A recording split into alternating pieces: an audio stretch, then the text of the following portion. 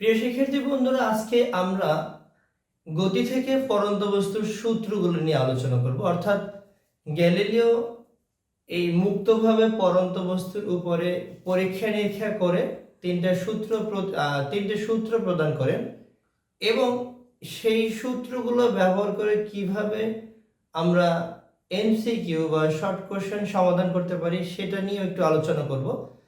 তো প্রথমে বলে নেওয়া ভালো যে এই যে তিনটা সূত্র প্রদান করেন, সূত্র তিনটা শুধুমাত্র বিনা বাধায় পড়ন্ত বস্তুর ক্ষেত্রে প্রযোজ্য এবং সমান উচ্চতা থেকে বস্তুগুলো ফেলে দেওয়া হবে। তো প্রথম সূত্রটা ছিল স্থির অবস্থান থেকে, অর্থাৎ এখানে কথাই থাকবে যে স্থির অবস্থান থেকে বিনা বাধায় এইখানে কোন কোন ধরনের বল কাজ করতে পারে। এখানে শুধুমাত্র পৃথিবীর টান বল ছাড়া অন্য কোনো বল কাজ করবে না, অর্থাৎ মাধ্যাকর্ষণ বল ছাড়া এখানে অন্য কোনো বল কাজ করবে না পড়ন্ত বস্তুর ক্ষেত্রে। আর এই পড়ন্ত বস্তুর সূত্রগুলো প্রমাণ করার জন্য একটা বায়ুশূন্য স্থান বা ভ্যাকুয়াম স্থান তৈরি করতে হবে, আর না হলে আমরা এখান থেকে সঠিক রেজাল্ট পাবো না। তো প্রথমেই বলছি প্রথম সূত্রটা, স্থির অবস্থান থেকে বিনা বাধায় পড়ন্ত বস্তু সমান সময় সমান পথ অতিক্রম করে। অর্থাৎ প্রথম সূত্রটা ছিল স্থির অবস্থান থেকে বিনা বাধায় পড়ন্ত বস্তু সমান সময় সমান পথ অতিক্রম করে। আমরা মনে হয় এটা ভালো করে মনে রাখতে পারবো যে এই যে সূত্রটা এটা শুধু কনসেপ্টের মধ্যে আটকে আছে, এটা আমরা ওই থিওরিটিক্যাল এমসিকিউর জন্য আমরা নিব। অর্থাৎ স্থির অবস্থান থেকে বিনা বাধায় পড়ন্ত সকল বস্তু সমান সময় সমান পথ অতিক্রম করে। দ্বিতীয় সূত্রটা ছিল, এই সূত্রটা খুবই ভালো, এখান থেকে আমাদের অনেক দ্বিতীয় এবং তৃতীয় সূত্রটার গাণিতিক প্রতিবেদন রয়েছে এবং এখান থেকে আমাদের ম্যাথ সলভ করতে হয়। স্থির অবস্থান থেকে বিনা বাধায় পড়ন্ত বস্তু নির্দিষ্ট সময়ে প্রাপ্ত বেগ ওই সময়ের সমানুপাতিক। এখন বিনা বাধায় পড়ন্ত বস্তুর ক্ষেত্রে যদি আমরা একটা তাদের গতিপথ দেখতে চাই, যে আমরা একটা নির্দিষ্ট হাইট, এই হাইট থেকে কোনো একটি বস্তুকে আমরা ছেড়ে দিলে প্রথম t1 সময়ে যদি বস্তুটার বেগ v1 হয়, তবে পরবর্তী t2 সময়ে তার বেগ v2 এবং পরবর্তী t3 সময়ে তার বেগ হবে v3। অর্থাৎ যেই কনসেপ্টটা দিল গ্যালিলিও, অর্থাৎ স্থির অবস্থান থেকে বিনা বাধায় পড়ন্ত বস্তু নির্দিষ্ট সময়ে, অর্থাৎ নির্দিষ্ট সময়ে প্রাপ্ত বেগ ওই সময়ের সমানুপাতিক। এখানে আমরা পেলাম প্রথম ক্ষেত্রে t1 সময়ে v1 বেগ প্রাপ্ত হয়, তার মানে এটা হবে v1 সমানুপাতিক t1, প্রপোর্শনাল বা সমানুপাতিক। বেগ যত বাড়বে সময় তত বাড়বে, অর্থাৎ সময় যত বাড়বে বেগ তত বাড়বে। এখান থেকে আমরা যদি সমানুপাতিক চিহ্ন উঠাই দিই, তাহলে k ইনটু এটা হবে t1। এটাকে যদি আমরা এভাবে করি, v1 বাই t1 ইকুয়াল হলো k, এটাকে আমরা চাইলে একটা সমীকরণ দিয়ে দিতে পারি। এবারে আমরা জাস্ট দ্বিতীয় ক্ষেত্রে যদি চিন্তা করি, v2 সমানুপাতিক চিহ্ন k2, তার মানে v2 ইকুয়াল হলো k t2। একইভাবে v2 বাই t2 ইকুয়াল হলো k। এখান থেকে আমরা যদি থার্ড স্টেপের ক্ষেত্রে চিন্তা করি, v3 সমানুপাতিক চিহ্ন হবে t3, তার মানে v3 ইকুয়াল k t3।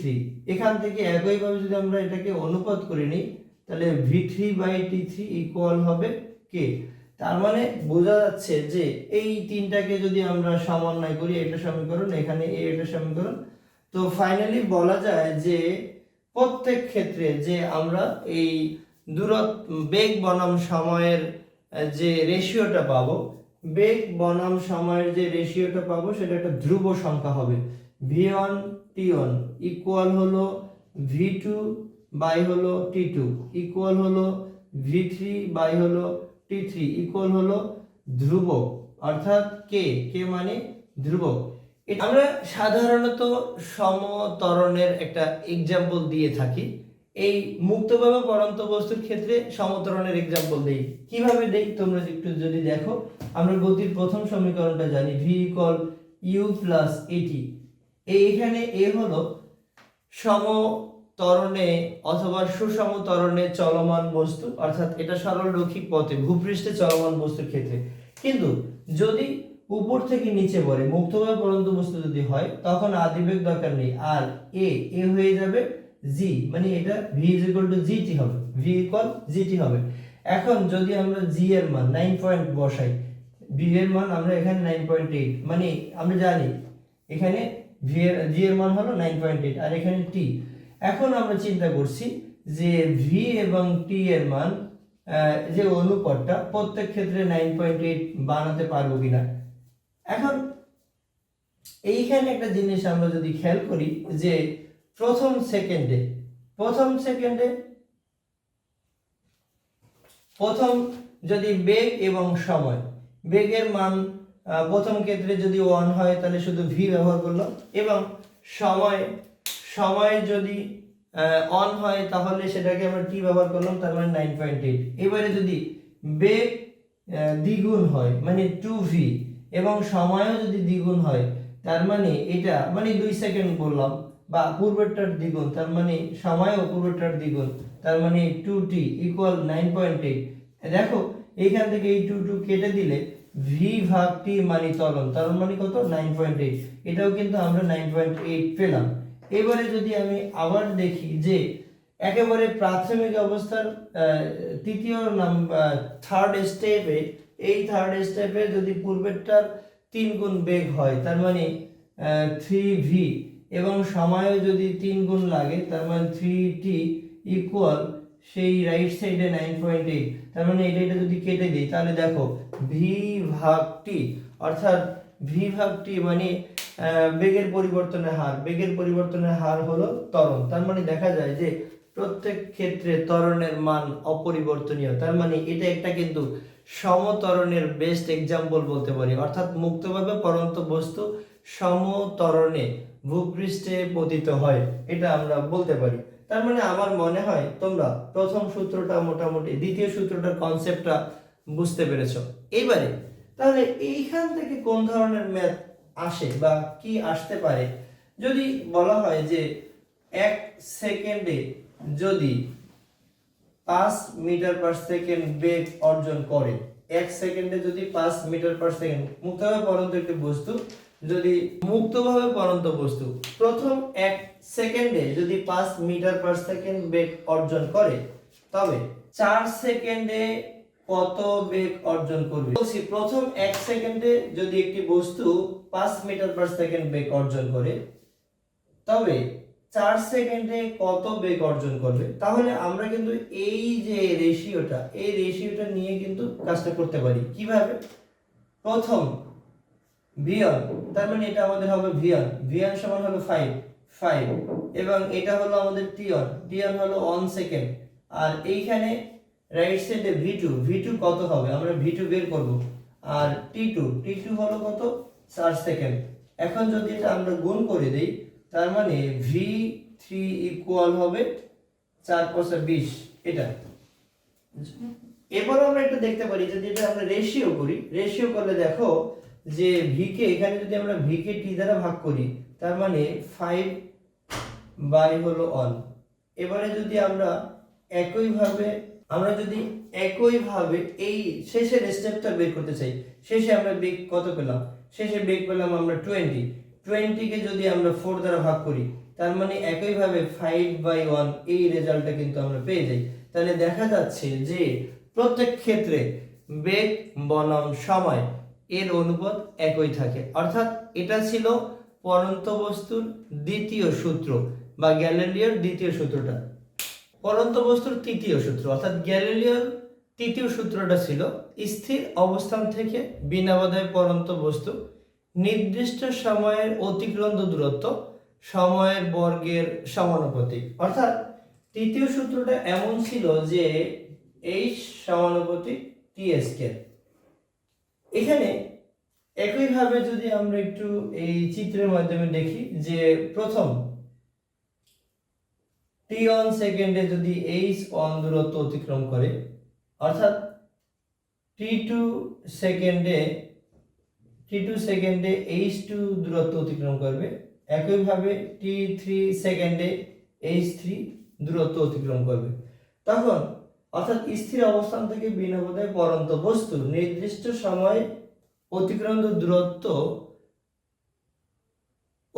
দূরত্ব ওই সময়ের সমানুপাতিক বর্গের, অর্থাৎ নির্দিষ্ট সময়ে অতিক্রান্ত দূরত্ব সময়ের বর্গের সমানুপাতিক।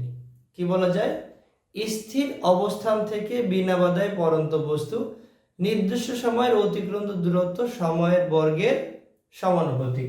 তার মানে h সমানুপাতিক t স্কয়ার। যদি এখান থেকে আমরা কয়েকটা স্টেপে এই সময়টা নেই, h1 সমান বলতে পারি যে এটা t1 স্কয়ার, সমানুপাতিক চিহ্ন তো থাকবেই। তার মানে এটাকে আমরা এরকম লিখতে পারি h1 বাই t1 স্কয়ার। দ্বিতীয় ক্ষেত্রে যদি চিন্তা করি, ওই যেমন দ্বিতীয় সমীকরণ থেকে যে আমরা যেমন করে আমরা অনুপাতটা নিয়ে নিয়েছিলাম, এইভাবে যদি চিন্তা করি, বা এটাকে যদি আমরা আবার দ্বিতীয় ক্ষেত্রে চিন্তা করি h2 সমানুপাতিক t2 স্কয়ার, তার মানে হবে h2 equal k t2 square. একইভাবে যদি আমরা তৃতীয় ক্ষেত্রে চিন্তা করি h3 সমানুপাতিক t চিহ্ন t3 স্কয়ার, তার মানে h3 equal k into t3 square. যদি আমরা এটাকে একইভাবে রেশিও করি h2 by t2 square equal k, h3 by হলো t3 স্কয়ার ইকুয়াল k। তার মানে আমরা সমীকরণটা পাই h1 by t1 square equal h2 by t2 square, একইভাবে h3 বাই হলো t3 স্কয়ার ইকুয়াল k, মানে সমানুপাতিক চিহ্ন। এখানে অঙ্কগুলো এরকম আসে, অর্থাৎ মুক্তভাবে পরন্ত বস্তুর ক্ষেত্রে আমরা গতির তৃতীয় সমীকরণটা জানি, s equal ut plus half of at square, এটা আমরা জানি। এখন যখন বস্তুটা উপর থেকে নিচে পড়বে তখন s টাকে জাস্ট আমরা h দ্বারা কনভার্ট করব, h এখানে ut প্লাস হাফ, মুক্তভাবে পরন্ত বস্তুর ক্ষেত্রে অভিকর্ষ ত্বরণ মানের মান হবে g t স্কয়ার। এখন যেহেতু বস্তুটা মুক্তভাবে পড়ছে তখন u এর মান থাকবে না, u এর মান না থাকলে কি হবে? Half of gt square. এখন আমরা এখান থেকে মুক্তভাবে পরন্ত বস্তু 1 সেকেন্ডে কত দূরত্ব অতিক্রম করবে, প্রথম সেকেন্ডে কত দূরত্ব অতিক্রম করবে, দ্বিতীয় সেকেন্ডে কত দূরত্ব অতিক্রম করবে, সেটা আমরা বের করতে পারি। তার মানে h1 ইকুয়াল আমরা যে করতে পারি, এখানে g এর মান 9.8 এবং h এর মান যদি 1 ব্যবহার করি হোল স্কয়ার, তার মানে এটা রেজাল্ট আসবে 4.9। অর্থাৎ মুক্তভাবে পরন্ত বস্তু প্রথম সেকেন্ডে 4.9 মিটার দূরত্ব অতিক্রম করে। এবারে যদি আমরা বের করি যে তাহলে 2 সেকেন্ডে কত দূরত্ব অতিক্রম করবে, যেমন একইভাবে এটা h2 ইকুয়াল আমরা বের করতে পারি হাফ অফ g এর মান 9.8 ইনটু t এর মান 2 এর বর্গ, তার মানে যেটা হবে হাফ ইনটু 9.8 ইনটু হলো 4, তার মানে এটা কাটলে আমরা 2 পাবো। তার মানে এটাকে গুণ করলে 19.6 মিটার, অর্থাৎ দ্বিতীয় সেকেন্ডে। যদি সিম্পলি বলে যে মুক্তভাবে পরন্ত বস্তু 1 সেকেন্ডে কত দূরত্ব অতিক্রম করে, অথবা 5 সেকেন্ডে কত দূরত্ব অতিক্রম করে, অথবা 10 সেকেন্ডে কত দূরত্ব অতিক্রম করে, তাহলে আমরা এইভাবে করে দিতে পারি।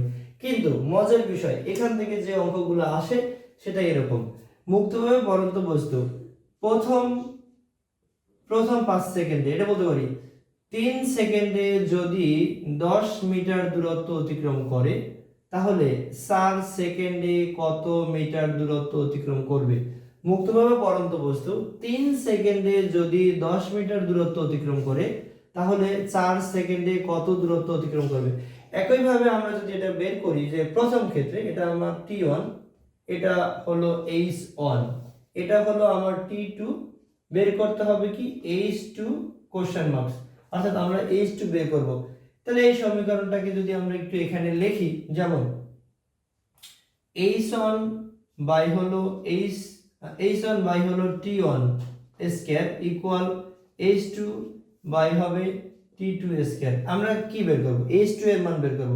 তার মানে h2 into t1 square equal হবে h1 ইনটু t2 স্কয়ার, এটা হবে তো। তাহলে h2 ইকুয়াল হবে h1 into t2 square by হলো t1 স্কয়ার। এখন আমরা যদি মান বসাই, h1 এর মান, h1 কত 10 হবে। এবারে t2 এর বর্গ, t2 কত, এখানে 4 এর বর্গ মানে 16। এবারে এখানে 3 এর বর্গ কত 9, 3 এর বর্গ 9 হয়।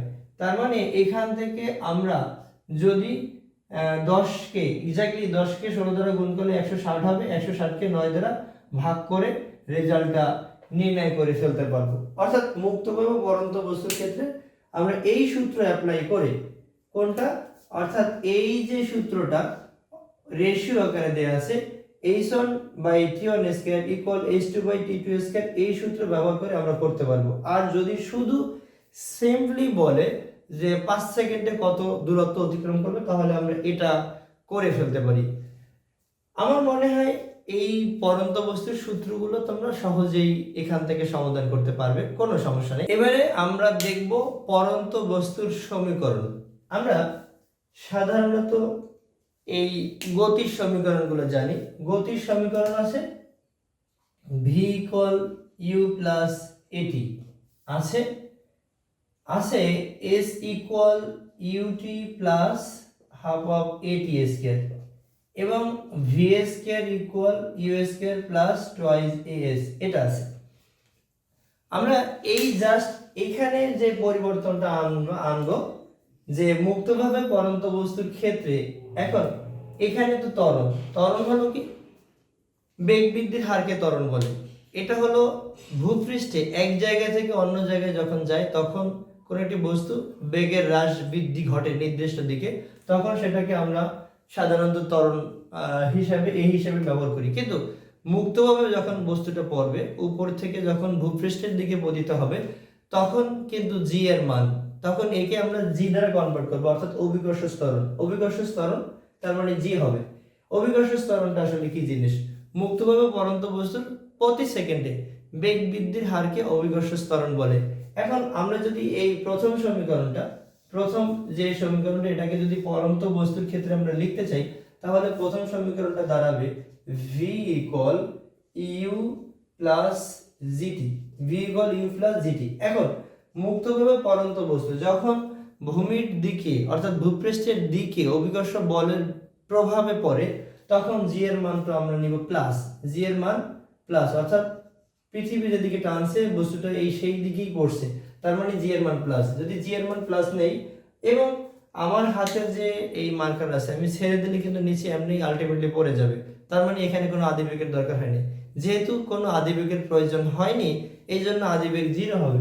তখন সমীকরণটা দাঁড়াবে v ইকুয়াল জিটি, আমরা এটা ইউজ করতে পারি। এবারে দ্বিতীয় সমীকরণ ছিল s equal ut plus half of gt square. এখন এখানে আমরা দেখব, আমরা জাস্ট s কে h দ্বারা কনভার্ট করব এবং আমরা a কে তো g দ্বারা কনভার্ট করলাম, এখানে a কে g দ্বারা কনভার্ট করব। তার মানে তখন সমীকরণটা দাঁড়ায় h equal ut plus half of gt square. এখন এখানে একটা জিনিস আমরা খেয়াল করব যে একইভাবে বস্তুটা যখন আমরা নির্দিষ্ট উচ্চতা থেকে ফেলে দেই বা ছেড়ে দেই, তখন কিন্তু কোনো আদিবেগের প্রয়োজন হয় না। যেহেতু কোনো আদিবেগের প্রয়োজন হয় না, সেহেতু আমরা এই সমীকরণটা পেয়ে যাব 0 plus half of gt square. তার মানে এটা হবে হাফ অফ gt স্কয়ার। আমরা মুক্তভাবে পরন্ত বস্তুর ক্ষেত্রে এই সমীকরণটাও ইউজ করতে পারি। অর্থাৎ কি দাঁড়ালো, মুক্তভাবে পরন্ত বস্তুর ক্ষেত্রে আমরা h equal half of gt square দিয়ে অঙ্ক করতে পারবো। মুক্তভাবে পরন্ত বস্তুর ক্ষেত্রে আমরা v ইকুয়াল gt এইটা করতে পারবো। এবারে শেষ কোশ্চেন যেটা, এখানে আমরা just g K a K g দ্বারা কনভার্ট করব এবং এখানে s কে h দ্বারা কনভার্ট করব। তৃতীয় সমীকরণটা আমরা একটু দেখি যে কি হয়। তাহলে v square equal u square plus 2gh, একইভাবে আমরা দেখি যে মুক্তভাবে পড়ন্ত বস্তুর আদিবেগ থাকে না, এটা জি 0, এখানে 2gh, এখানে এটা v স্কয়ার, তার মানে v স্কয়ার ইকুয়াল হবে 2gh। এটা একটা আমরা পার্ট পাই এবং একই সাথে এখান থেকে আমরা আরো একটা জিনিস পাবো, অর্থাৎ যদি শুধু v এর মান নির্ণয় করতে চাই, v হবে বর্গমূল 2gh, অর্থাৎ মুক্তভাবে পড়ন্ত বস্তুর বেগ এই সমীকরণ দিয়ে আমরা নির্ণয় করতে পারি। আমরা মুক্তভাবে পড়ন্ত বস্তুর সমীকরণগুলো দেখলাম, তিনটা সমীকরণ। এটা এই তিনটা সমীকরণের উপর ভিত্তি করেই কিন্তু আসলে এই গ্যালিলিও সূত্রটা, অর্থাৎ এটা স্রেফ গতির সমীকরণ ছাড়া আর কিছুই নাই। কিন্তু এইগুলা মুক্তভাবে পড়ন্ত বস্তু, বায়ুশূন্য স্থান বা ভ্যাকুয়ামের ক্ষেত্রে প্রযোজ্য। আমরা একটু দেখব নিক্ষিপ্ত বস্তুর সমীকরণ। আমরা মন্দনটা জানি, অর্থাৎ আমরা গতির সমীকরণে আমরা জানি v ইকুয়াল u প্লাস এটি। এখন যদি বস্তুটি সময়ের সাথে সাথে বেগ হ্রাস ঘটে, অর্থাৎ বেগ পর্যায়ক্রমে কমতে থাকে, তখন আমরা যে ত্বরণটা নেই সেটা কিন্তু নেই ঋণাত্মক ত্বরণ বা মন্দন, তখন সূত্রটা দাঁড়ায় u মাইনাস এটি।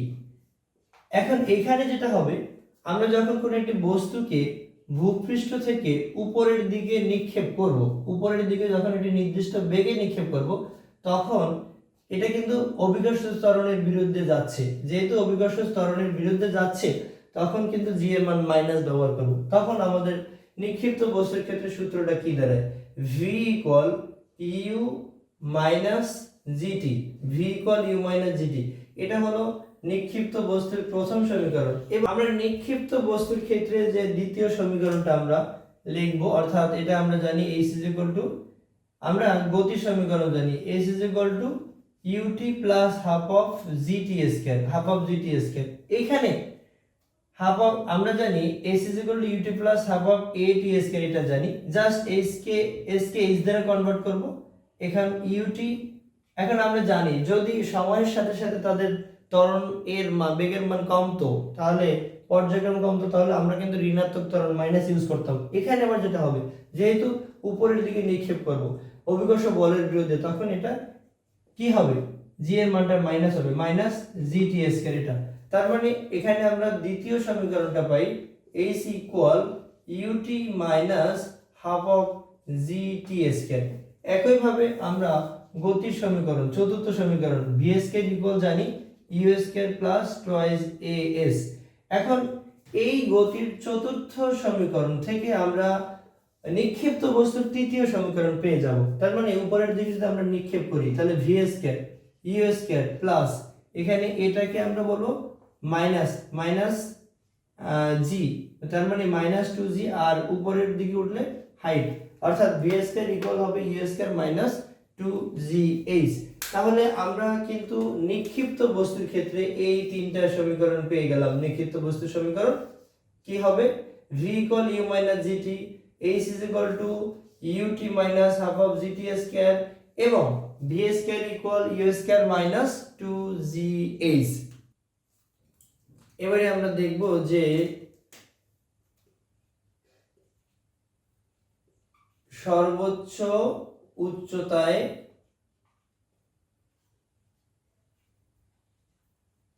ওঠার সময়। আমরা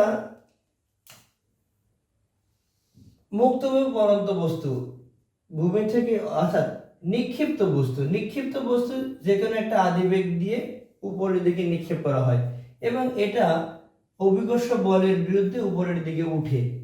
বস্তুটা যখন সর্বোচ্চ উচ্চতায় পৌঁছায়, তখন তার বেগ v ইকুয়াল 0 হয়ে যায়। আমরা জানি যে নিক্ষিপ্ত বস্তুর ক্ষেত্রে প্রথম সমীকরণটা জানা ছিল v equal u minus GT. এখন যেহেতু বস্তুটা সর্বোচ্চ উচ্চতায় উঠে, অর্থাৎ আমি একটা বল যদি মারি, সর্বোচ্চ বেগ দিয়ে মারবো, বাতাসের ঘর্ষণের কারণে এই বেগটা পর্যায়ক্রমে কমতে থাকবে, কমতে একটা টাইমে এই আমার নিক্ষিপ্ত বস্তুটার বেগ একেবারে জিরো হয়ে যাবে, তখন সর্বোচ্চ উচ্চতায় উঠে যাবে, অর্থাৎ এরপরে আর সে উপরে উঠতে পারবে না। তার মানে আমার নিক্ষিপ্ত বস্তুর ক্ষেত্রে এটাই হবে সর্বোচ্চ উচ্চতা, তখন ভি এর মান হবে জিরো। তাহলে এই সমীকরণটা ভি যদি আমরা জিরো ইউজ করি, তাহলে ইউ মাইনাস এখানে জিটি, তার মানে এটা দাঁড়ায় জিটি ইকুয়াল হবে ইউ, তাহলে টি এর মান হলো ইউ ভাগ জি।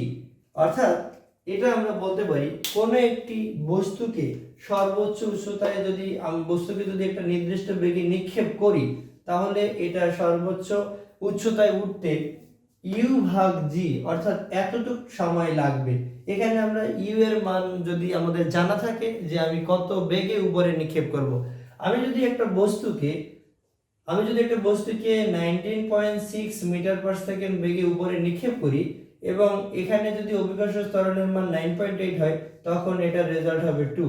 অর্থাৎ এটা উপরে উঠতে যদি বস্তুটাকে আমরা 19.6 মিটার পার সেকেন্ড বেগে উপরের দিকে নিক্ষেপ করি, তাহলে এটা সর্বোচ্চ উচ্চতায় উঠতে আমাদের এখানে 2 সেকেন্ড সময় লাগবে, অর্থাৎ 2 সেকেন্ড সময় লাগবে। এভাবে আমরা এটা বের করে ফেলতে পারি।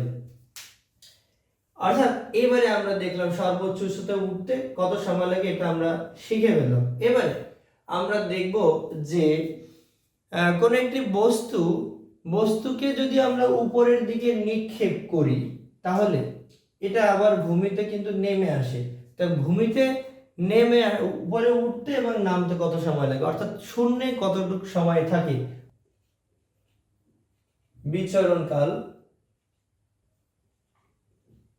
বিচরণকাল অথবা শূন্যে ভাসমান সময় কোন একটি বস্তুকে উপরের দিকে নিক্ষেপ করলে এটা কতটুক সময় ভূমির উপরে থাকবে সেটা আমরা বের করতে চাই। এখন আমরা কোন একটি বস্তুকে যদি উপরের দিকে নিক্ষেপ করলে এটা অবশ্যই একটা নির্দিষ্ট আমরা আদিবেগ দিয়ে উপরের দিকে নিক্ষেপ করলে এটা আদিবেগ হলো ইউ এবং এটা একটা বেগ অর্থাৎ একটা উচ্চতা অতিক্রম করবে, একটা নির্দিষ্ট উচ্চতা। এখন বস্তুটা যদি এইখান থেকে এই পর্যন্ত এই উচ্চতা হয়, সে এই উচ্চতায় উঠবে এবং এখান থেকে আবার এটা নেমেও যাবে। তাহলে বলা যায় যেখান থেকে বস্তুটা উপরের দিকে উঠলো, যতটুকু দূরত্ব অতিক্রম করে উপরে উঠলো, ঠিক একইভাবে ততটুকু দূরত্ব অতিক্রম করেই নিচে নামলো, তার মানে তার দূরত্ব কিন্তু জিরো হয়ে যায়। আমরা তখন এই গতির অর্থাৎ নিক্ষিপ্ত বস্তুর যে তৃতীয় সমীকরণটা, আমরা নিক্ষিপ্ত বস্তুর যে আমরা দ্বিতীয় সমীকরণটা পেয়েছিলাম, এইচ ইকুয়াল পেয়েছিলাম UT minus half of GT square. H equal পেলাম UT minus half of GT square. এখন আমরা এই বস্তুটা একবার উপরে উঠলো একবার নিচে নামলো, তার মানে হাইট কিন্তু এখন জিরো হয়ে গেল এটা জিরো। এবং আমরা বিচরণকাল অর্থাৎ যাওয়া এবং আসার সময়টাকে আমরা ক্যাপিটাল লেটারের টি দ্বারা যদি প্রকাশ করি, ইউটি মাইনাস অর্থাৎ উচ্চ মাধ্যমিকে কিন্তু ক্যাপিটাল লেটারের টি দিয়েই হিসাব করা হয়েছে, যদিও আমরা এই এসএসসি লেভেলে স্মল লেটারের টি ইউজ করি। এখানে কোনো বিষয় না স্মল লেটারের টি ইউজ করব না ক্যাপিটাল লেটারের টি ইউজ করব। তার মানে ইউটি মাইনাস হাফ অফ এখানে জি, এটা ক্যাপিটাল লেটারের এই টি স্কয়ার, এটা যদি আমরা বাম দিকে নিয়ে নেই, half of G T square equal হবে ইউটি। তার মানে জি ওই পাশ থেকে একটা টি বাদ দিয়ে দিলাম এবং 2 এখানে ভাগ আছে, অন্য সাইডে গেলে গুণ হবে, তার মানে এটা হবে 2u। তার মানে টি ইকুয়াল হলো 2u ভাগ জি। কি বুঝলাম? অর্থাৎ শূন্যে ভাসমান সময়, অর্থাৎ কতটুকু সময় বস্তুটি মাটির উপরে থাকবে, ভূপৃষ্ঠের উপরে থাকবে, এটা এতটুকু সময়, টি ইকুয়াল টুয়াইস ইউ ভাগ জি, এত সময় উপরে থাকবে। এখন একটু আগে আমরা এটা জানি পরন্ত বস্তুর নিক্ষিপ্ত বস্তুর প্রথম সমীকরণটা v u - gt, এটা তো জানি। এখানে সর্বোচ্চ উচ্চতায় যেহেতু বেগ 0 হয়, তার মানে gt সমান আমরা u জানি, তার মানে t আমরা জানি u ভাগ g, এটা আমার একটা সমীকরণ ছিল। এখন আমরা যদি এটা মনে করি যে বস্তুটাকে একবার উপরের দিকে নিক্ষেপ করার কারণে নিক্ষেপ করার সময় সর্বোচ্চ উচ্চতায় ওঠার সময় এটাকে আমরা টি1 ধরে নিলাম, অর্থাৎ বস্তুটা সর্বোচ্চ উচ্চতায় উঠতে যদি টি1 সময় লাগে, এটাকে আমরা টি1 নিয়ে নিলাম।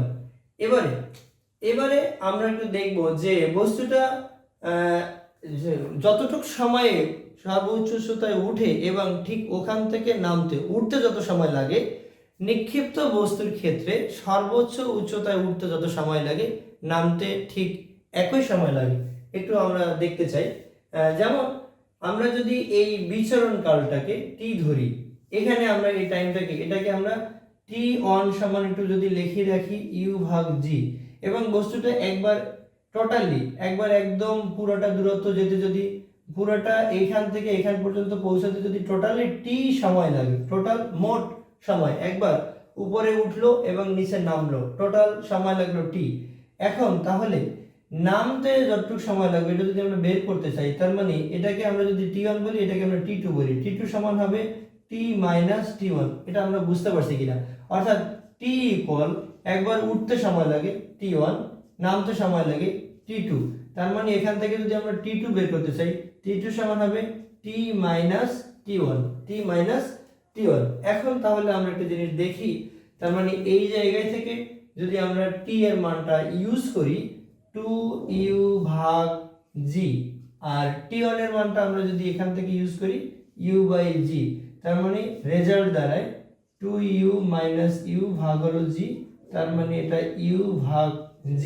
তাহলে বোঝা যাচ্ছে কোন একটি বস্তুকে উপরে উঠাতে যতটুকু সময় লাগে, উপরে নিক্ষেপ করলে যত সময় সে সর্বোচ্চ উচ্চতায় ওঠে, আবার ওই সর্বোচ্চ উচ্চতা থেকে ভূমিতে নামতে তার একই সময় লাগে। কি বুঝলাম?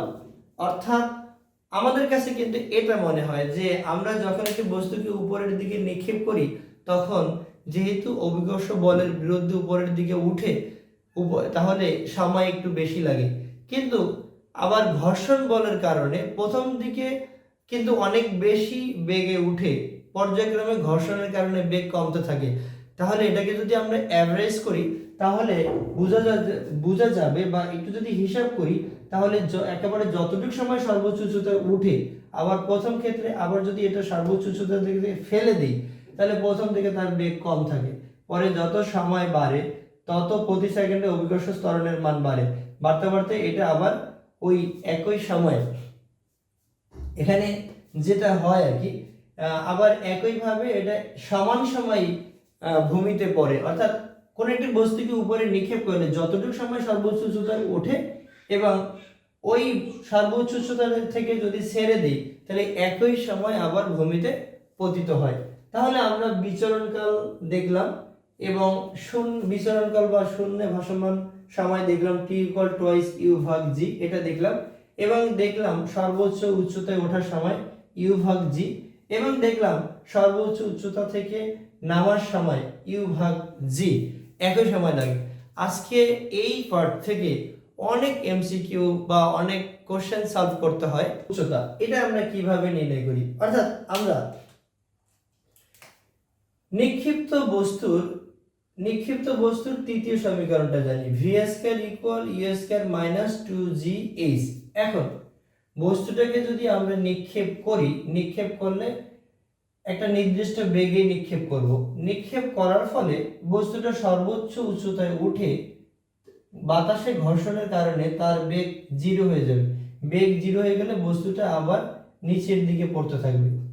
তখন আমরা এই v এর মানটাকে 0 ইউজ করতে পারবো। 0 ইকুয়াল হবে u² - 2gh, তার মানে 2gh ইকুয়াল হবে u²।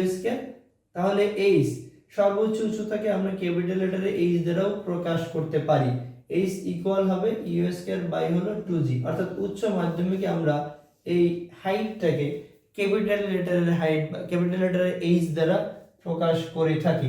সর্বোচ্চ উচ্চতা কোন একটি বস্তুকে যে কোনো একটা বেগে নিক্ষেপ করলে সর্বোচ্চ এই উচ্চতা নির্ণয় করার জন্য তখন আমরা এই সমীকরণটা নিব। আজকের টপিকসটা বিশেষ করে এখানে যে পড়ন্ত বস্তুর সূত্র, বিচরণকাল, কোন একটি বস্তুর শূন্য ভাসমান সময় বা সর্বোচ্চ উচ্চতায় ওঠার সময় বা সর্বোচ্চ কত উচ্চতায় উঠবে বা সর্বোচ্চ উচ্চতা থেকে নেমে আসবে, টোটালি এটা একটা মানে গুরুত্বপূর্ণ পার্ট ছিল। প্রত্যেকটা পার্ট যদি তোমরা ধরে ধরে শিখো, এখান থেকে অবশ্যই কোশ্চেন আসে এবং ভালোভাবেই সমাধান করব। সমাধান করতে আমরা পারবো ইনশাল্লাহ। ধন্যবাদ সকল। আসসালামু আলাইকুম। আজকে আমরা গতি এবং লেখচিত্র এই বিষয়টা নিয়ে একটু আলোচনা করব। তো একটা বস্তু তার সময়ের পরিবর্তনের সাথে সাথে তার বিভিন্ন অবস্থাটাকে চিত্রের মাধ্যমে বা লেখের মাধ্যমে প্রকাশ করাই হলো লেখচিত্র। বিভিন্ন ধরনের লেখচিত্র রয়েছে গতি অধ্যায়ে। আমরা এই লেখচিত্র নিয়ে একটু কথা বলবো। যেমন এখানে রয়েছে দূরত্ব বনাম সময়ের লেখচিত্র। দূরত্ব দূরত্ব বনাম সময়ের লেখচিত্র। সময়ের সাথে সাথে বস্তুর অবস্থানের পরিবর্তনটা কিভাবে ঘটছে সেটা দেখানোর জন্য আমরা যে লেখচিত্রটা করি সেটা দূরত্ব বনাম সময়ের লেখচিত্র রয়েছে। এটাকে আমরা এটাও এরকমও বলতে পারি যে দ্রুতি বনাম সময়ের লেখচিত্র। দ্রুতি বনাম সময় লেখচিত্র। এবারে বেগ বনাম সময়ের লেখচিত্র রয়েছে। বেগ বনাম সময়, বেগ বনাম সময়ের লেখচিত্র আছে। অসমবেগ বস্তুটি যদি সমান সময়ে সমান দূরত্ব অতিক্রম না করে, অর্থাৎ প্রতি ক্ষেত্রে নির্দিষ্ট সময় অন্তর অন্তর আমরা যদি বস্তুটির গতিটা জাস্ট পরিমাপ করি, সেটা যদি সমান সময়ে সমান দূরত্ব অতিক্রম না করে তবে সেটা হবে অসমবেগ। অসমবেগ বা অসম দ্রুতি আমরা যাই বলি না কেন, যদি এটা নির্দিষ্ট দিকে না হয় তবে আমরা অসমবেগে চলমান বস্তুর ক্ষেত্রে যে গ্রাফটা সেটা আমরা দেখব অসমবেগ। অসমবেগ বনাম হলো সময়, সময়ের লেখচিত্র। তারপরে এই অধ্যায়ে এখানে আরো রয়েছে ত্বরণ বনাম সময়ের লেখচিত্র। ত্বরণ বনাম সময়ের লেখচিত্র। তাহলে এই লেখচিত্র গুলো আমরা কিভাবে আসলে এগুলা আঁকি বা কিভাবে আঁকানো হয়, আমরা যদি এখানে দুইটা এক্সিস দেই, এটা একটা এক্স এক্সিস আর একটা হলো ওয়াই এক্সিস। অর্থাৎ এটাকে আমরা বলি এক্স অক্ষ। ও এক্স কে যদি আমরা এক্স অক্ষ বলি এবং ও ওয়াই কে যদি ওয়াই অক্ষ বলি, এক্স অক্ষ বরাবর সময়, এক্স অক্ষ বরাবর আমরা সবসময় সময় স্থাপন করব এবং ওয়াই অক্ষ বরাবর আমরা এটা এইখানে যদি আমরা এই প্রথমটা বলি যে লেখচিত্রে এক্স অক্ষ বরাবর সময় এবং ওয়াই অক্ষ বরাবর দূরত্ব স্থাপন করা হয় তাকে দূরত্ব বনাম সময়ের লেখচিত্র বলে। আমি যদি এখন এইটা নিয়ে কথা বলি তাহলে এভাবে বলবো যে লেখচিত্রের এক্স অক্ষ বরাবর সময় এবং ওয়াই অক্ষ বরাবর দ্রুতি স্থাপন করা হয় তাকে দ্রুতি বনাম সময়ের লেখচিত্র বলে। আমি যদি এটা বলি যে লেখচিত্রের এক্স অক্ষ বরাবর সময় এবং ওয়াই অক্ষ বরাবর বেগ স্থাপন করা হয় তাকে বেগ বনাম সময়ের লেখচিত্র বলে।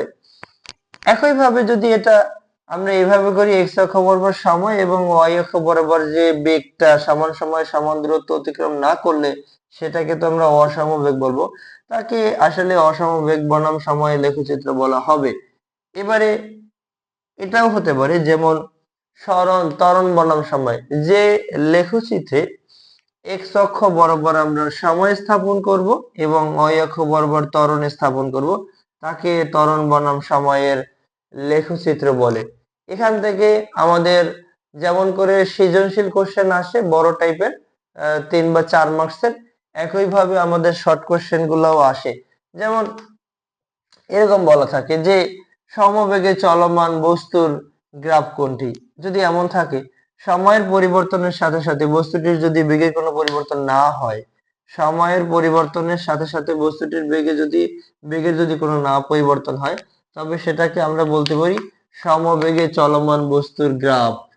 অর্থাৎ এখানে সময় কিন্তু ঠিকই বৃদ্ধি পেল কিন্তু সময়ের সাথে সাথে বেগের কোনো বৃদ্ধি পায়নি। আমরা যদি এখানে এই জাস্ট এটা এক্স অক্ষের সমান্তরাল যদি দেই তাহলে বোঝা যাচ্ছে যে বস্তুটি শুরুতে যে বেগ নিয়ে চলছে এবং সময়ের পরিবর্তনের সাথে সাথে ওই বেগটা অপরিবর্তনীয়, তার মানে সমবেগে চলমান বস্তু। এটা সমবেগে চলমান বস্তুর গ্রাফটা এরকম হবে। এবারে যদি আমরা দেখি যে বস্তুটি এইদিকে আমরা সময় স্থাপন করব, এদিকে যদি আমরা সরণ স্থাপন করি, সরণ অর্থাৎ সরণ বনাম সময় লেখচিত্র কাকে বলে? যে লেখচিত্রের এক্স অক্ষ বরাবর সময় এবং ওয়াই অক্ষ বরাবর সরণ স্থাপন করা হয় তাকে সরণ বনাম সময়ের লেখচিত্র বলে।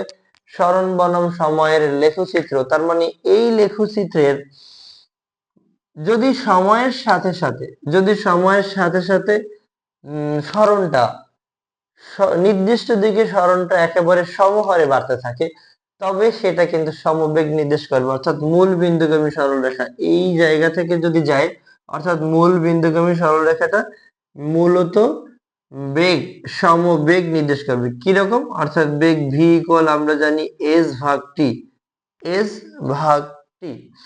যদি সময়ের পরিবর্তনের সাথে সাথে সরণের পরিবর্তনটাও আনুপাতিক হারে, রেশিও হারে যদি বাড়ে, তবে রেশিও বলতে এখানে এটা বোঝানো হচ্ছে এস এবং টি এর ভাগফল যদি সব ক্ষেত্রে একই মান পায়। যেমন এখানে যদি 1 সেকেন্ডে 1 মিটার সরণ হয়, 2 সেকেন্ডে যদি 2 মিটার সরণ হয়, 5 সেকেন্ডে যদি 5 মিটার সরণ হয়, তাহলে এখান থেকে কিন্তু আমরা অনুপাত বা রেশিও একটা মানই পাবো। তার মানে এটা হলো সমবেগে চলমান, এখানটা সমবেগে চলমান বস্তু হবে। এবারে যদি এটা এরকম হয়, এখান থেকে কোনো একটা জায়গায় এক্স অক্ষের সমান্তরাল হয়ে গেল, যদি এক্স অক্ষের সমান্তরাল হয়ে যায়, অর্থাৎ সময় কিন্তু বৃদ্ধি পেল কিন্তু তার সরণের কোনো বৃদ্ধি পায়নি। যদি সময়ের বৃদ্ধি পায়, যদি বৃদ্ধি পায় কিন্তু সরণ কোনো পরিবর্তন না ঘটে, তবে তাকে আমরা কিন্তু বলবো এখানে বেগ শূন্য হবে। বেগ শূন্য, বেগ শূন্য। কিরকম বেগ শূন্য হবে? অর্থাৎ এইখানে যদি 5 হয়, 5 মিটার হয়, তাহলে এইখানে আদি অবস্থানীয় সরণ হলো 5 মিটার এবং শেষ অবস্থানীয় তার সরণ হলো 5 মিটার। তাহলে 5 থেকে 5 যদি আমরা বাদ দিই, তাহলে এখানে কিন্তু মান পাবো 0। সময়ের যতই পরিবর্তন হোক না কেন, অর্থাৎ লব যদি 0 হয়, এখানে যদি আমরা উপরে 0 পাই এবং নিচে যেই মানই পাই না কেন, তাহলে এটা কিন্তু আমরা মানটা পাচ্ছি 0। তার মানে এক্ষেত্রে বেগ শূন্য হবে। আর এই জায়গাটায় তো আমরা দেখলাম যে সময়ের পরিবর্তন, এটা যদি আমরা এখানে দেখি, এইখানে আমরা যদি 10 মনে করি যে শুরুতে বেগ 10, 5 সেকেন্ড পরে 10, 10 সেকেন্ড পরেও 10, তার মানে বোঝা যাচ্ছে যে সময় ঠিকই বৃদ্ধি পেল কিন্তু বেগের কোনো বৃদ্ধি পায়নি। এবারে যদি আমরা একটু দেখি যে এক্স অক্ষ বরাবর যদি আমরা সময় স্থাপন করি এবং ওয়াই অক্ষ বরাবর যদি আমরা বেগ স্থাপন করি, এখানে যদি আমরা, যেমন আমরা এটা জানি যে বেগ বনাম সময়, অর্থাৎ বেগকে যদি আমরা সময় দ্বারা ভাগ করি, তাহলে আমরা ত্বরণ পেয়ে যাই। যদি নির্দিষ্ট সময় অন্তর অন্তর বস্তুটির বেগ আমরা কাউন্ট করি, যে প্রথম 1 সেকেন্ডে বেগ যদি 1 মিটার পার সেকেন্ড হয়, দ্বিতীয় সেকেন্ডে যদি বস্তুটির বেগ যদি 2 মিটার পার সেকেন্ড হয়, অর্থাৎ প্রত্যেক ক্ষেত্রে বস্তুটির বেগ যদি অপরিবর্তনীয় হারে বৃদ্ধি পায়, অর্থাৎ সমহারে বৃদ্ধি পায়, অর্থাৎ গতিকালের প্রত্যেকটা পুরোটা সময় যদি বস্তুটি সমান সময়ে সমান বেগ অর্জন করে, তবে সেটা হবে সুষম ত্বরণ। তবে সুষম ত্বরণে চলমান বস্তুটার গ্রাফটা হবে এরকম, অর্থাৎ এটা একটা মূল বিন্দুগামী সরলরেখা হবে, অর্থাৎ প্রত্যেক ক্ষেত্রে আমরা অনুপাতটা একই পাবো। এবারে একাধিক, যেমন এখানে 2টা বা 3টা মান একত্রিত করেও গ্রাফ এখানে আমরা আঁকাই। যদি আমরা এমনটা দেখাই যে এক্স অক্ষ বরাবর আমরা ভি স্থাপন করলাম, ওয়াই অক্ষ বরাবর বেগ স্থাপন করলাম এবং এক্স অক্ষ বরাবর আমরা সময় স্থাপন করলাম। এটা যদি এমন হয় যে বস্তুটি সময়ের বৃদ্ধির সাথে সাথে তার ত্বরণের সময়ের বৃদ্ধির সাথে সাথে সমানুপাতিক হারে তার বেগ বৃদ্ধি পেল, তার মানে মূল বিন্দুগামী সরলরেখা কিন্তু তার সমত্বরণ নির্দেশ করবে, সমত্বরণ। এবারে যদি সময় বৃদ্ধি পেল, সময় বৃদ্ধির সাথে সাথে কিন্তু বস্তুটার কোনো বেগের কোনো পরিবর্তন করলো না, যদি বেগের কোনো পরিবর্তন না করে তবে এটাকে আমরা বলবো সমবেগ। যদি এমন হয় সময়ের বৃদ্ধির সাথে সাথে তার বেগটা পর্যায়ক্রমে কমতে কমতে কমতে কমতে একেবারে জিরো হয়ে গেল, অর্থাৎ এক্স অক্ষের সাথে মিলে গেল, যদি এক্স অক্ষের সাথে মিলে যায় তবে তো বেগ জিরো হবে। বেগ যদি জিরো হয় অর্থাৎ আনুপাতিক হারে কমে, তবে এটাকে আমরা বলবো সমমন্দন। যদি এখানে আমরা ত্বরণ নির্ণয় করি তাহলে নেগেটিভ পাবো, সমমন্দন এটা। অর্থাৎ এই পুরোটা সময়ের যদি আমরা এখানে যদি আদি বেগ 10 হয়, যদি শেষ বেগ 0 হয়, 0 থেকে যদি 10 আমরা বাদ দেই তাহলে এখানে মান পাবো নেগেটিভ, অর্থাৎ ঋণাত্মক ত্বরণ। অর্থাৎ এখানে আমরা মান পাবো ঋণাত্মক ত্বরণ। এবারে যদি আমরা এমনও দেখি যে একটি নিক্ষিপ্ত বস্তুর ক্ষেত্রে আমরা যদি উপরের দিকে নিক্ষেপ করি, নিক্ষিপ্ত বস্তুর ক্ষেত্রে তার গ্রাফটা আসলে কেমন হবে। আমরা যখন কোনো একটি বস্তুকে উপরের দিকে নিক্ষেপ করি তখন তার গতিপথের ক্ষেত্রে বেগটা প্রথমে সর্বোচ্চ বেগ হয়। তার মানে আমরা এই যখন ওয়াই অক্ষ বরাবর বেগ স্থাপন করব প্রথম ক্ষেত্রে তার বেগ সর্বোচ্চ, এবং সময় যত বাড়বে বাতাসের ঘর্ষণের কারণে তার বেগটা কিন্তু পর্যায়ক্রমে কমবে। অর্থাৎ এক্ষেত্রে গ্রাফটা এরকম হয়, অর্থাৎ সময়ের সাথে সাথে তার বেগটা কিন্তু কমতে থাকে। অর্থাৎ এটা নিক্ষিপ্ত বস্তুর ক্ষেত্রে বেগ বনাম সময়ের লেখচিত্রটা এরকম হয়ে থাকে। অর্থাৎ প্রথম ক্ষেত্রে তার বেগ সর্বোচ্চ, এবং সময় যত বৃদ্ধি পায় তার বেগ পর্যায়ক্রমে কমতে কমতে কমতে কমতে একসময় বস্তুটা ভূমিতে পতিত হয়। অর্থাৎ এটা নিক্ষিপ্ত বস্তুর আমরা গ্রাফ বলতে পারি। এবারে যদি আমরা এমন হয় এরকম আমরা যদি করি যে বস্তুটাকে যদি আমরা সর্বোচ্চ উচ্চতা বা একটা নির্দিষ্ট উচ্চতাকে যদি একটা বস্তুকে ছেড়ে দিই, সময়ের বৃদ্ধির সাথে সাথে তার বেগ আনুপাতিক হারে বাড়ে। যেমন এটা হলো মুক্তভাবে পড়ন্ত বস্তুর ক্ষেত্রে, মুক্তভাবে পড়ন্ত বস্তু সময়ের সাথে সাথে তার বেগটা পর্যায়ক্রমে বাড়তে থাকে।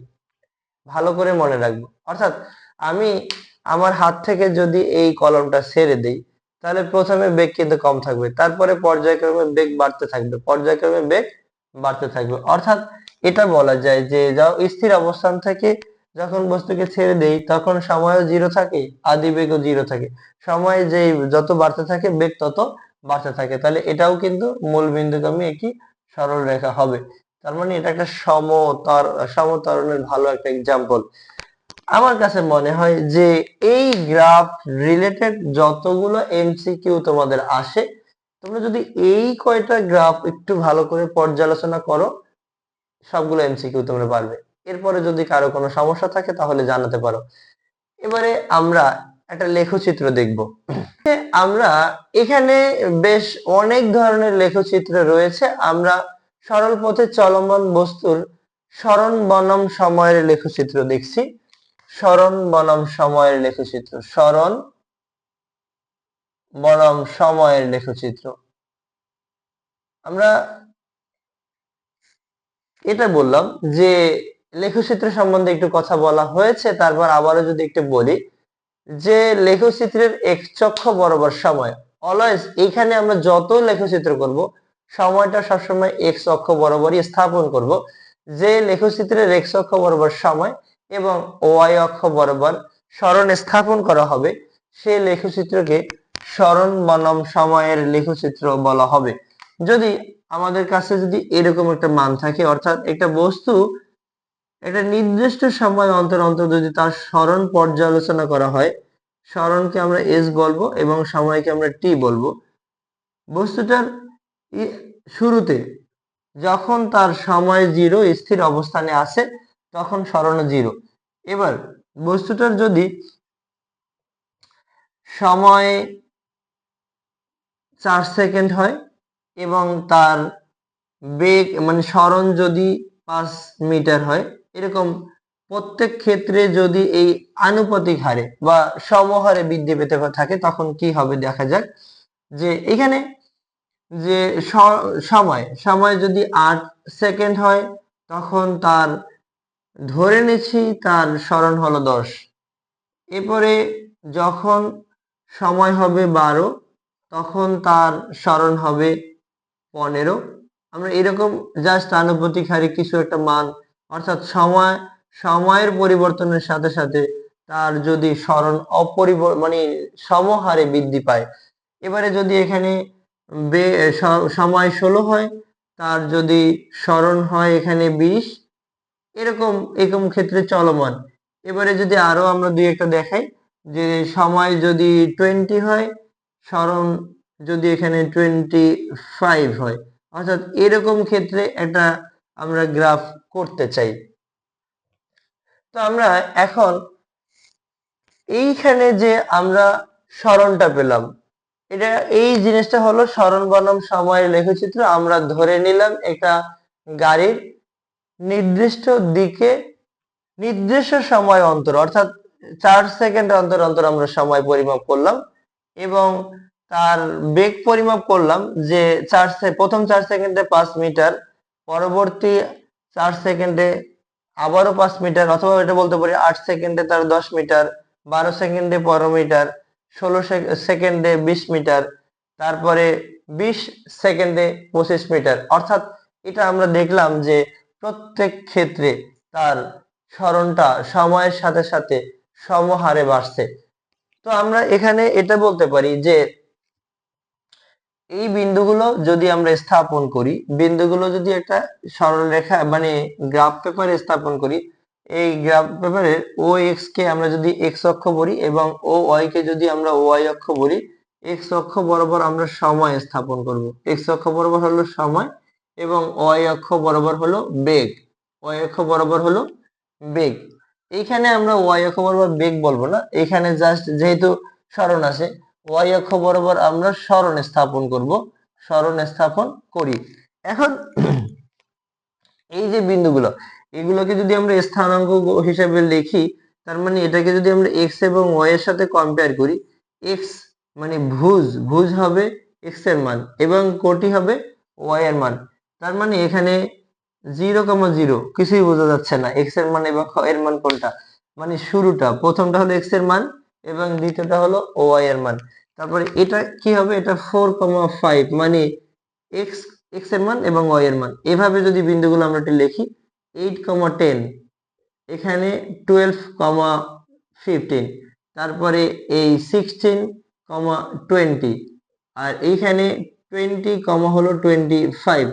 এই বিন্দুগুলো আমরা একটু লিখবো। আর এই বিন্দুগুলো যদি আমরা গ্রাফ পেপারে বসাই যদি বিন্দুগুলো স্থাপন করি এবং যোগ করি, তাহলে দেখা যাক কোন ধরনের একটা লেখ বা আমরা এই বিন্দুগুলো একটু বসানোর চেষ্টা করব। যে যখন এই 0 0 সময় যখন 0, বেগও তখন 0, সেটা মূল বিন্দু হবে।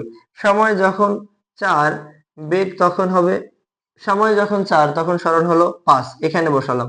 সময় যখন 8, স্মরণ তখন 10, এখানে বসালাম।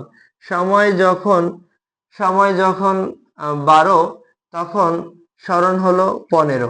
এভাবে, তার মানে আমরা যদি এই দুইটা বিন্দুকে অ্যাড করে দিই তাহলে এখানে হবে, এই দুইটা বিন্দুকে যদি অ্যাড করে দিই তাহলে এখানে হবে, এই দুইটা বিন্দুকে যদি আমরা অ্যাড করি এখানে হবে। তাহলে দেখা যাচ্ছে এটা একটা মূল বিন্দুগামী সরলরেখা হয়, মূল বিন্দুগামী সরলরেখা হয়, মূল বিন্দুগামী সরলরেখা।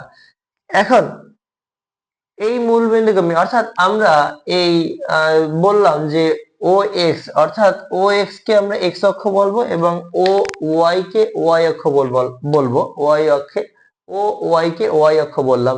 এখন এক্স অক্ষ বরাবর এই যে আমরা স্থানাঙ্ক গুলো পেলাম, এই স্থানাঙ্ক গুলো যদি আমরা স্থাপন করে যদি আমরা যোগ করে দিই, এরকম যদি যোগ করে দেই বসায় স্থাপনগুলো, এই বিন্দুগুলো স্থাপন করে যদি যোগ করি তাহলে একটা মূল বিন্দুগামী সরলরেখা পাওয়া যায়। ধরে নিলাম কোন একটি বিশেষ মুহূর্তে তার তাৎক্ষণিক বেগ নির্ণয় করতে চাই। তাৎক্ষণিক বেগ নির্ণয় করার জন্য ধরি একটা সরলরেখার উপরস্থ একটা বিন্দু পি নিলাম, সরলরেখার উপরস্থ একটা বিন্দু, কোন একটি বিশেষ মুহূর্তের বেগ কে তাৎক্ষণিক বেগ বলা হয় আসলে। তাহলে এই পি বিন্দুতে আমরা বেগ নির্ণয় করব। বেগ নির্ণয় করার জন্য পি বিন্দু থেকে এক্স অক্ষের উপরে আমরা একটা লম্ব টানবো। এক্স অক্ষের উপরে যদি আমরা একটা লম্ব টানি, এটাকে আমরা এইখানে বসালে হবে।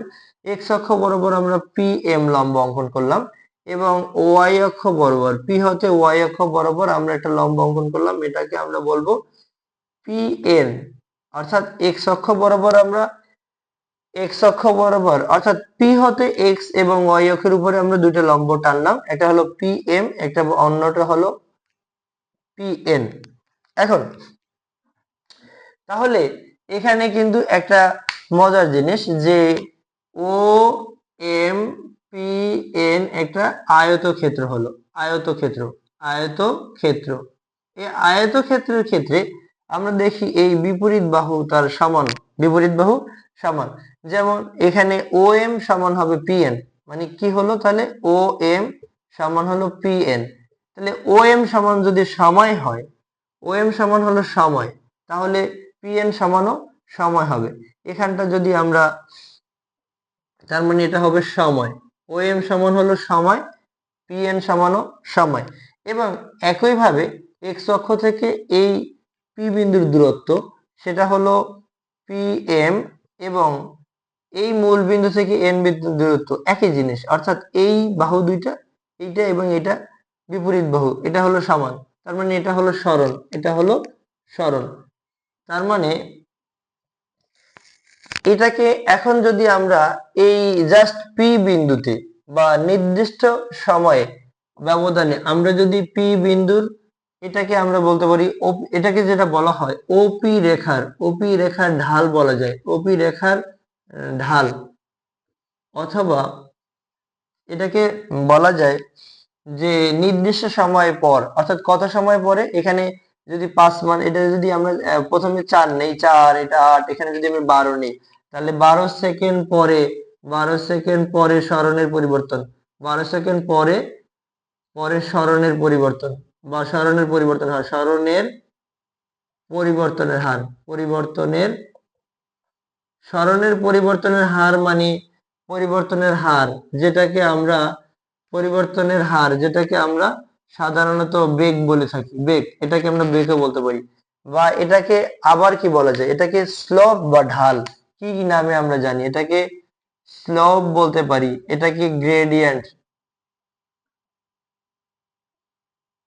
এটাকে আমরা গ্রেডিয়েন্ট বলে থাকি, এটাকে আমরা ঢাল বলে থাকি, এটাকে আমরা ওপি রেখার ঢাল বলে থাকি। হ্যাঁ, এটাকে কি বলা যায়, স্লোপ বলা যায়, গ্রেডিয়েন্ট বলা যায়, ঢাল বলা যায়, ওপি রেখার ঢাল বলা যায়, ওপি রেখার ঢাল বলা যায়, রেখার ঢাল। এবারে জাস্ট কতটুকু সময় অন্তর এটা আমরা কাউন্ট করলাম, এটা এখানে আমরা ধরে নিলাম 12 সেকেন্ড, এখানে 12 সেকেন্ড, 12 সেকেন্ড পরে এখানে যেহেতু সরণ হলো, সরণের পরিবর্তনের হার, তার মানে ওভারঅল সবগুলাই কিন্তু সরণ বনাম সময়। আসলে একটু দেখি আমরা, আমরা যদি এস কে টি দ্বারা ভাগ করি তাহলে আমরা কি পাবো, বেগ। তার মানে এটা বেগ হলো, মানে এটা ঢাল মানি বেগ, ঢাল মানি এখানে হবে বেগ। অর্থাৎ সরণ বনাম সময়ের লেখচিত্রের যে মূল বিন্দুগামী সরলরেখাটা পাবো, সরণ বনাম সময়ের লেখচিত্রের মূল বিন্দুগামী যে সরলরেখাটা আমরা পাবো সেটা নির্দেশ করবে বেগ। তাহলে আমরা এখন এখান থেকে যেটা বের করে নিতে পারি, যেমন এটাকে আমরা এই জায়গাটায়, আমরা এখানে আমরা যে ঢাল বলি, এখানে অনেক সময় আমরা এরকম বলে থাকি যে ট্যান থিটা, ট্যান থিটা মানে কিরকম, লম্ব বাই ভূমি, ট্যান বাহুর অনুপাত, লম্ব ভাগ হচ্ছে যে ভূমি। তার মানে এখানে লম্ব কি হবে, লম্ব হবে পিএম, লম্ব হবে পিএম, পিএম, আর ভূমি হলো ও এন, ভূমি হলো ও এন। এখন পিএম কি হলো, পিএম কে আমরা কি কি দিয়ে চিহ্নিত করব, পিএম হলো, এটাকে আমরা অতিক্রান্ত দূরত্ব বলতে পারি, অতিক্রান্ত দূরত্ব, অতিক্রান্ত দূরত্ব, অতিক্রান্ত দূরত্ব আর সরণ কি একই জিনিস, হ্যাঁ একই জিনিস হবে। অর্থাৎ এটা সরল পথে চলমান বস্তুর ক্ষেত্রে অতিক্রান্ত দূরত্ব, দ্রুতি, অতিক্রান্ত দূরত্বই বলবো, অতিক্রান্ত দূরত্ব। আর ওয়েন হলো সময়, ওয়েন হলো সময়, অর্থাৎ এক্স অক্ষ বরাবর অলওয়েজ আমরা সময়ই ব্যবহার করব, এটা সময়। তার মানে আমরা যদি এই মানটা ব্যবহার করি, এইখানে যদি 12 হয় তাহলে এইখানে তো আমাদের হবে সরণ হবে 15। আমরা যদি 15কে 12 দিয়ে ভাগ করে দেই, 15কে আমরা যদি 12 দিয়ে ভাগ করি, 15 ভাগ হলো 12। এটাকে কাটলে আমরা 3 দিয়ে কাটলে 3 5 15, 3 দিয়ে কাটলে 3 4 12। তার মানে আমরা যদি 4 কে 5 দ্বারা ভাগ করি, একবার যাবে 4, তার মানে কত 1, দশমিকের পরে 0 হবে, তার মানে 4 দ্বিগুণ 8, 8 অর্থাৎ 1.25, 1.25। অর্থাৎ এইখানে এই এই ক্ষেত্রে যে আমরা ঢাল পেলাম, অর্থাৎ এখানে 15কে আমরা যদি 12 দ্বারা ভাগ করি, তাহলে আমরা প্রত্যেক ক্ষেত্রে 1.25 metre per second square, metre per second square কেন, অর্থাৎ মিটার পার সেকেন্ড হবে, মিটার পার সেকেন্ড স্কয়ার না, জাস্ট মিটার পার সেকেন্ড কেন হবে, অর্থাৎ সরণ হলো মিটার আর সময় হলো সেকেন্ড, এটা উপরে উঠলে ইনভার্স হবে, অর্থাৎ মিটার পার সেকেন্ড। তাহলে আমরা এখান থেকে সরণ বনাম সময়ের লেখচিত্রটা বের করলাম। একইভাবে এই সমবেগে অর্থাৎ সময়ের সাথে সাথে যদি তাদের এখানে যদি বেগ অপরিবর্তনীয় থাকে, এভাবে আমরা একইভাবে করতে পারবো। কি কি করতে পারবো, আমরা দ্রুতি করতে পারবো, দ্রুতি করতে পারবো, বেগ করতে পারবো, বেগ করতে পারবো, এই জাস্ট এইটার মতন করে একইভাবে একই রকম গ্রাফ হবে যদি সরলরৈখিক পথে সময়ের সাথে সাথে যদি তাদের দ্রুতি অপরিবর্তনীয় রাখে, বেগ অপরিবর্তনীয় রাখে, তবে দ্রুতি, বেগ, বনাম সময় লেখচিত্র আমরা এই একইভাবে করতে হবে, একেবারে ইকুয়াল হবে সব কয়টাই। তার মানে আজকে আমরা সরণ বনাম সময়ের লেখচিত্রটা করে দেখালাম। তোমরা বাসায় একইভাবে দ্রুতি বনাম সময়ের লেখচিত্রটা করবে, বেগ বনাম সময়ের লেখচিত্র করবে, একেবারে ইকুয়াল সেম টু সেম হবে, সবাই পারবে আমার বিশ্বাস। ধন্যবাদ। আসসালামু আলাইকুম প্রিয় শিক্ষার্থী বন্ধুরা, আজকে আমরা অসম বেগ বনাম সময় অথবা অসম দ্রুতি বনাম সময়ের লেখচিত্রটা দেখব। এর আগে আমরা সমবেগ বা সরণ বনাম সময়ের লেখচিত্র দেখেছি। সমবেগ, সরণ, এই সব দিকে সরল পথে চলমান বস্তু সমান সময় যদি সমান দূরত্ব অতিক্রম করে তার গ্রাফ হয় এক টাইপের, এবং যদি বস্তুটি সমান সময়ে সমান দূরত্ব অতিক্রম না করে, অর্থাৎ যদি বস্তুটা অসমবেগে চলে, তখন তার গ্রাফটা একটু ভিন্ন টাইপের হয়ে থাকে। আমরা ধরে নিচ্ছি যে বস্তুটি সমান সময়ে সমান পথ অতিক্রম করে না। বস্তুটি যদি তার গতিকালের পুরোটা সময় সমান সময়ে সমান দূরত্ব অতিক্রম না করে, তবে সেটা হলো অসমবেগে চলমান বস্তু। লেখচিত্রের এক্স অক্ষ বরাবর সময় এবং ওয়াই অক্ষ বরাবর অসমবেগে স্থাপন করা হয়, তাকে অসমবেগ বনাম সময়ের লেখচিত্র বলে। যদি আমরা এই একটা গাড়ি বা একটা বস্তু এর পুরোটা সময়ের গতিপথ পর্যবেক্ষণ করি এবং তা যদি লেখের মাধ্যমে প্রকাশ করতে চাই, তা অনেকটা এরকম হবে যে এক্স অক্ষ বরাবর আমরা সময় স্থাপন করব এবং ওয়াই অক্ষ বরাবর আমরা বেগ বা এটাকে আমরা দূরত্ব বলতে পারি, দূরত্ব স্থাপন করব, দূরত্ব। এখন এই বস্তুটার জাস্ট গতিপথটা অনেকটা এরকম, অর্থাৎ অসমবেগে চলমান বস্তুর গতিপথ হবে বক্ররেখা। সরল পথে চলমান বস্তুর আমরা গতিপথ দেখেছি, এটা হয় মূল বিন্দুগামী সরলরেখা, কিন্তু অসমবেগে চলমান বস্তুর ক্ষেত্রে গ্রাফটা হয় বক্ররেখা। এই বক্ররেখার উপরস্থ একটা বিন্দু আমরা পি নিলাম। মনে করি যে পি একটা বিন্দু এবং এ বিন্দুটা হলো এই টোটাল বক্ররেখার খণ্ডিত একটা অংশ। পি বিন্দুতে তাৎক্ষণিক আমরা বেগ নির্ণয় করব, কোন একটি বিশেষ মুহূর্তের বেগ, তাৎক্ষণিক বেগ অর্থাৎ পি বিন্দুর বেগ। এখন পি বিন্দুকে ধরে আমরা অতি ক্ষুদ্র একটা সমকোণী ত্রিভুজ মনে করে রাখি। সমকোণী ত্রিভুজ নেই, এই সমকোণী ত্রিভুজের এসি, সমকোণী ত্রিভুজের এবি হলো অতিভুজ।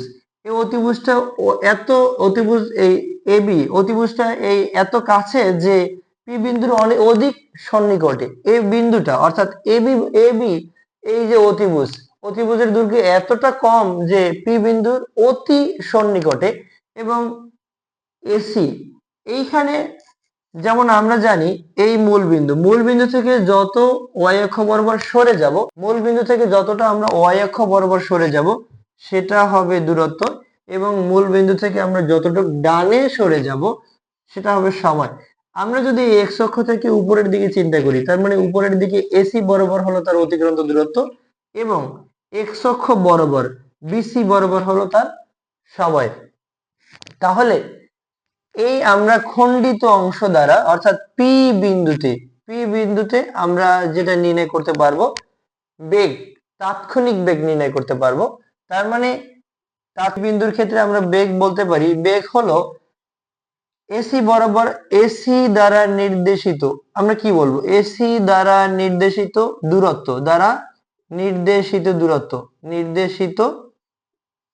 দূরত্ব, অর্থাৎ এটা ওয়াই অক্ষ বরাবর যতটুক সরে গেল, এক্স অক্ষ থেকে যতটুক সরে যায় অর্থাৎ এসি বরাবর দূরত্ব, এবং বিসি হলো বিসি দ্বারা নির্দেশিত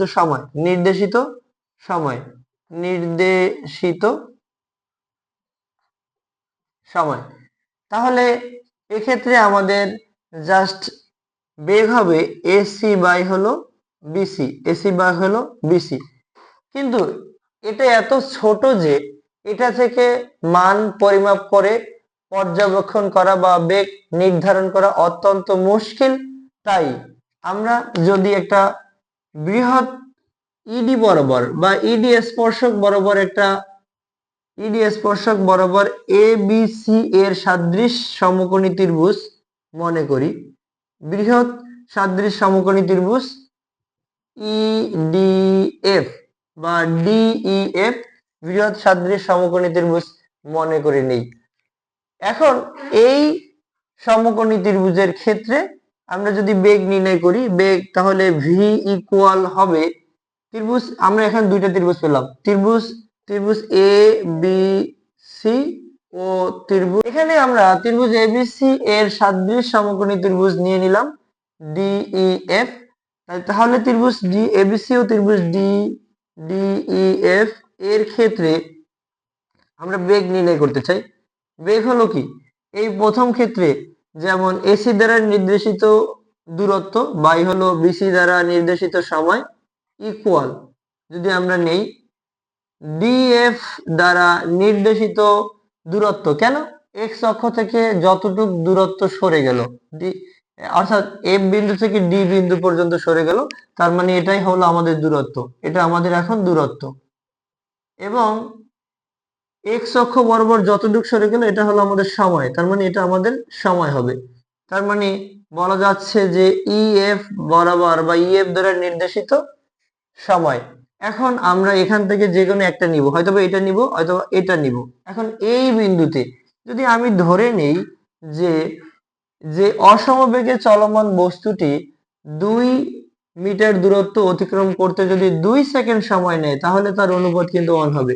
একইভাবে যদি আমরা এই ডিএফ বরাবর চিন্তা করি, যে ডিএফ বরাবর অতিক্রান্ত দূরত্ব যদি এখানে 10 মিটার হয়, 10 মিটার দূরত্ব অতিক্রম করতে যদি 10 সেকেন্ড সময় লাগে, তাহলে অনুপাত একই হবে। তাহলে ফাইনালি আমরা এই ভি এর মানটাকে এই ডিএফ বাই ইএফ এটা নিতে পারি, অর্থাৎ মানটা যত একটু বড় করব তা মানটা আমাদের মেজারমেন্ট করা বা আমাদের সঠিক মান নেওয়াটা অনেকটা সহজ হবে। তার মানে ভি ইকুয়াল হবে ডিএফ বাই ইএফ। তাহলে বলা যাচ্ছে যে ডিএফ বাই ইএফ হলো ইডি এর ঢাল, ডিএফ বাই ইএফ হবে ইডি এর ঢাল। এর আগে আমি সমবেগ বা সরণ বনাম সময় লেখচিত্র নিয়ে কথা বলা হয়েছে, বিভিন্ন টাইপের লেখচিত্র নিয়ে কথা বলা হয়েছে। তো এখানে আমরা জানি, তার মানে এই স্পর্শক বা ইডি রেখার ঢাল হবে, এই ইডি রেখার ঢালই হলো অসমবেগ বনাম সময়ের লেখচিত্র, যেটা আসলে এর ঢাল বা এর যে অনুপাতটা, যে রেজাল্টটা, এটাই মূলত আমাদের অসমবেগ নির্দেশ করে। তার মানে আমরা যদি অসমবেগে চলমান বস্তু হয়, তাহলে আমরা এটা নির্দিষ্ট কোনো মান ব্যবহার করার চেয়ে আমরা এই ত্রিভুজের সাথে কম্পেয়ার করে ঢাল নির্ণয় করলে সহজেই তোমরা পেরে যাবে। যদি আমরা এই স্টেপ বাই স্টেপ যদি আলাদা করতে পারি যে সমবেগ, সরণ, এইগুলার গ্রাফগুলো সাধারণত এই টাইপের হয় এবং অসমবেগে চলমান বস্তুটার গ্রাফটা এইরকম হয়ে থাকে, তাহলে আমার কাছে মনে হয় এভাবে তোমরা যদি স্টেপ বা অনুসরণ মানে ধাপ ধাপ আলাদা করে করতে পারো, তাহলে এখান থেকে যে কোনো ধরনের গ্রাফ আসলে তোমরা এটা পারবে।